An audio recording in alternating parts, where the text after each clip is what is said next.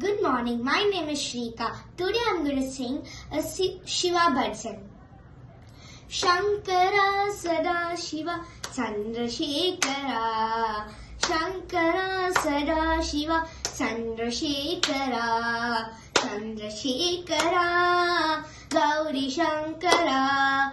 Chandrasekhara Gauri Shankara Neelakanta Suradari Chandrasekhara Neelakanta Suradari Chandrasekhara Kalanetra Tripurani Gauri Shankara Kalanetra Tripurani Gauri Shankara Shankara Sada Shiva Chandrasekhara Shankara Sada Shiva Chandrasekhara Chandrasekhara Gauri Shankara Chandrasekhara Gauri Shankara Veda Rupa Vishwanatha Chandrasekhara Veda Rupa Vishwanatha Chandrasekhara Kalaharana Kamadahana Gauri Shankara Kalaharana Kamadahana Gauri Shankara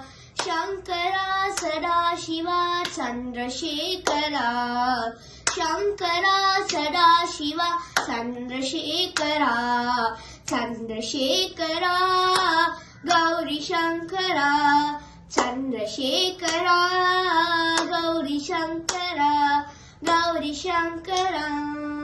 Thank you.